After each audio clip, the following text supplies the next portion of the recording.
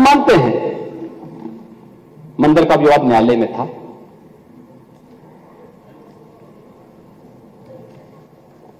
लेकिन वहां की सड़कों को तो चौड़ा किया जा सकता था ना,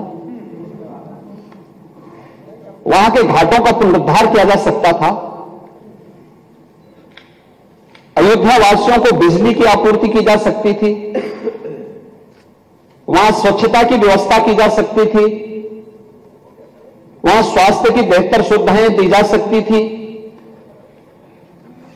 वहां एयरपोर्ट बनाया जा सकता था। विकास के इन कार्यों को किस मंशा के साथ रोका गया था?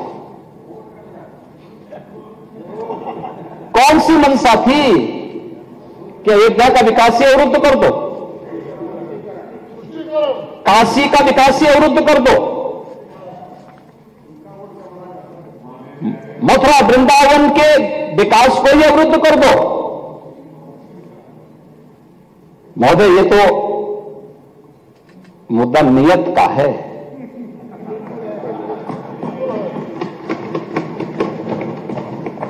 हमारी आस्था थी और नीति भी साफ थी और नियत भी बहुत स्पष्ट थी।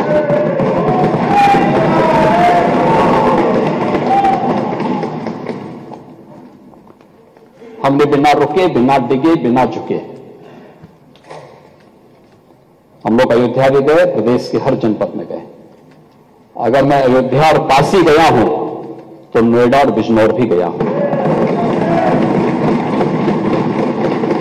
अयोध्या को इसलिए अभिषिक्त कर दिया गया था कि वोट बैंक कर जाएगा, और नोएडा और बिजनौर इसलिए लोग नहीं जाते थे कि वहां से जाने को कुर्सी से उतर जाएंगे। हमने कहा इन चारों जगह तो जरूर जाएंगे, इसलिए भी जाएंगे कि भाई अयोध्या इसलिए जाएंगे, हमारी आस्था का स्थल है। और ये मेरा सौभाग्य है और मेरी सरकार का सौभाग्य है कि अयोध्या का भव्य दीपोत्सव जो आज राष्ट्रीय आयोजन बन चुका है, राष्ट्रीय उत्सव बन चुका है, उसको हमारी सरकार को शुरू करने का सौभाग्य प्राप्त हुआ। हम लोगों ने शुरू किया। आज वो एक नित्य नए प्रतिमान स्थापित कर रहा है। अयोध्या उसकी एक पहचान दिलाई गई। अयोध्या भी हम लोग गए, कोई संकोच नहीं किया।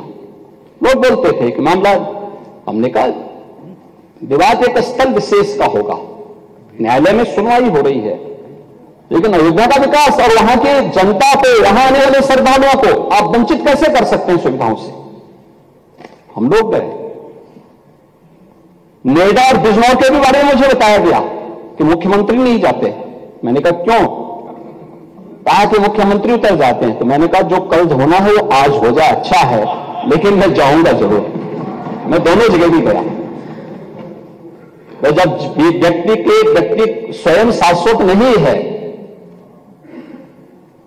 तो फिर कुर्सी किसकी शाश्वत रहेगी? वो जरूर जाए, लेकिन जाऊंगा जरूर, क्योंकि नोएडा भी उत्तर प्रदेश का पार्ट है और बिजनौर भी उत्तर प्रदेश का पार्ट है। मैं जरूर जाऊंगा। लेकिन हम लोगों ने कोई भेद नहीं किया। लेकिन महोदय, अयोध्या नगरी को प्रतिबंधों और कर्फ्यू के दायरे में जरूर लाया गया था पिछली सरकारों के समय। सदियों तक अयोध्या कुत्सित मंशा के लिए अभिषिक्त थी, एक सुयोजित तिरस्कार भी झेलती रही। लोक आस्था और जनभावनाओं के साथ ऐसा खिलवाड़ संभवतः दूसरी जगह देखने को नहीं मिला होगा।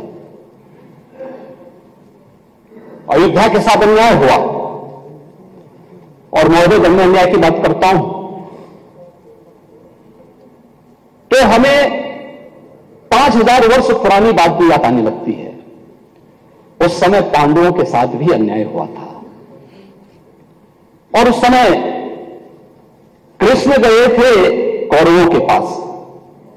उन्होंने भी कहा था बस दे दो केवल 5 ग्राम रखो अपनी धरती तमाम, हम वही खुशी से खाएंगे, परिजन पर हंसी न उठाएंगे। लेकिन दुर्योधन वह भी दे न सका, आशीष समाज की ले न सका। यहां तक कि उसने भी भगवान श्री कृष्ण को बंधक बनाने का कुत्सित प्रयास किया है। उल्टे हरि को बांधने चला, जो था साध्य साधने चला। यही तो हुआ था। यही तो हुआ था अयोध्या के साथ, और यही हुआ काशी के साथ, और यही हुआ था मथुरा के साथ। हमने यही तो कहा, उस समय 5 गांव मांगे थे भाई। भगवान कृष्ण ने तो पहले कहा, जब वो समझौता कराने के लिए गए थे, महाभारत को एक टालने के लिए गए थे, कि देना हो तो आधा दो। लेकिन इसमें भी यदि बाधा है तो दे दो केवल 5 ग्राम।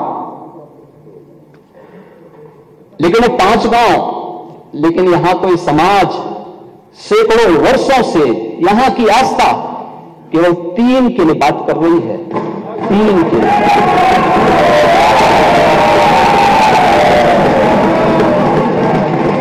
तो 3 के लिए इसलिए वे विशिष्ट स्थल हैं, वे सामान्य नहीं है। ईश्वर की अवतरण की धरती है, असामान्य नहीं है। वो असामान्य यानी इसको एक सामान्य स्तर पर नहीं मान सकते,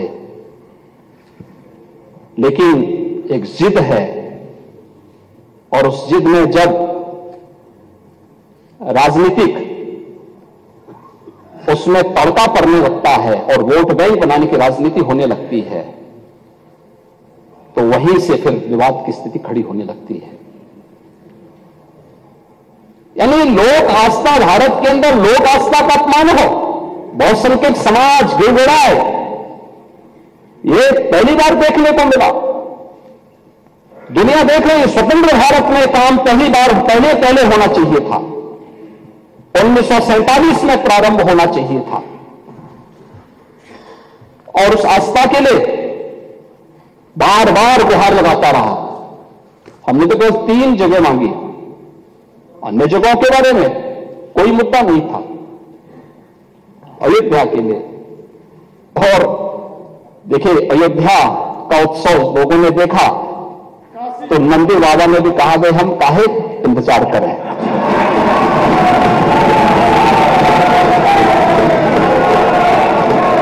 उन्होंने भी इंतजार किए बगैर रात्रि में बैरिकेड तोड़वा डाले, और हमारे कृष्ण कन्हैया कहां मानने वाले हैं।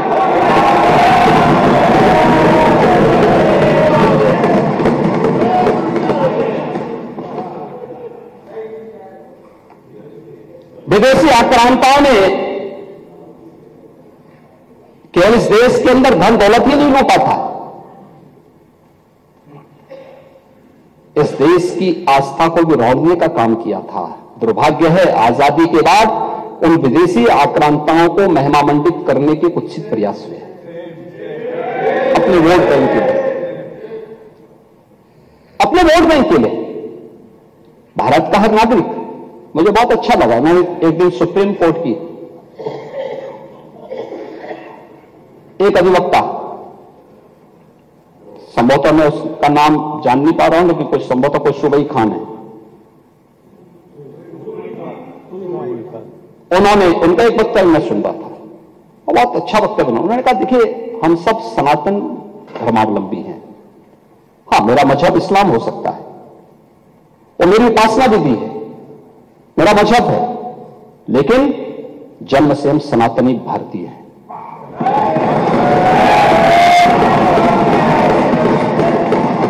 ये बोलने में संकोच क्या,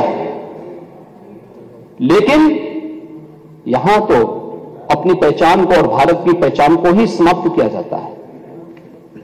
हम महिमामंडित कर रहे हैं उन्हीं आक्रांताओं का, जो भारत की लोक आस्था पर प्रहार करते थे, जन विश्वास को रोकने का काम करते थे, भारत के महापुरुषों, भारत के वीर सेनानियों, भारत के आराध्य देवों को अपमानित करते थे, जिनके खिलाफ हमारे वीर सेनानी लड़े थे, महापुरुष लड़े थे, आज उन महापुरुषों को सम्मानित करने के बजाय हम उन आक्रांताओं को महिमामंडन करें, यह देश अब स्वीकार करने को तैयार नहीं है, कतई स्वीकार नहीं होगा। और तब भी दुर्योधन ने कहा था सुच्याग्रम नेवपास्यामि बिना युद्धेन केशव, यानी सुई की नोक के बराबर भी जमीन नहीं दूंगा मैं, एक कृष्ण युद्ध के बगैर नहीं दूंगा। तो महाभारत का युद्ध तो होना ही होना था। क्या हुआ? पूरा कौरव पक्ष से ही स्वाहा हो गया, समाप्त।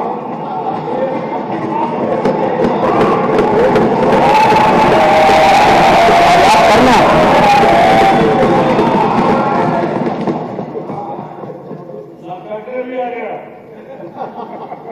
नक्शा ग्रह का अपना इतिहास है, नक्शा ग्रह का तो इतिहास है। पांडवों को संरक्षण देने वाला नक्शा ग्रह है।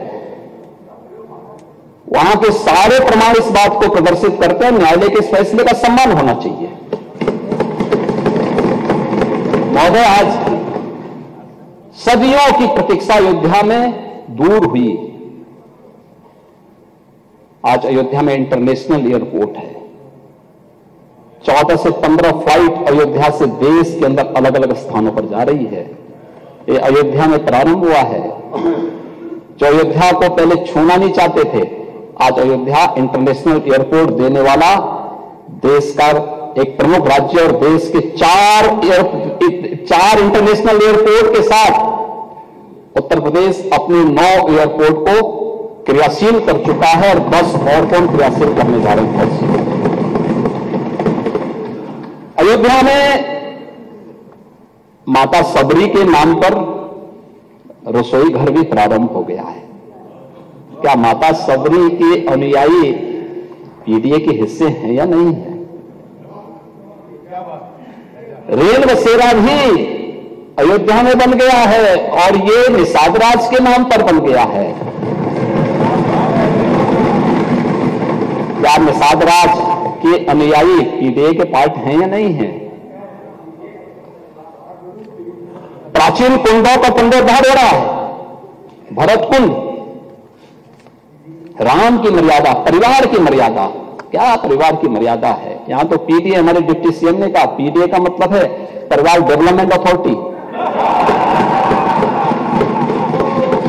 ब्रजेश जी ने अभी अपने उसमें कहा उनके पीडीए में और लोग हैं लेकिन चच्चू नहीं है। वो बेचारे हमेशा ठगे जाते हैं। ऐसे कब तक यह न्याय होगा? पता नहीं। महाभारत को एक बार पढ़िए, महाभारत। हाँ, एकदम। आखिर परिवार के 3 सदस्यों के नाम थे, चच्चू के नाम क्यों नहीं था?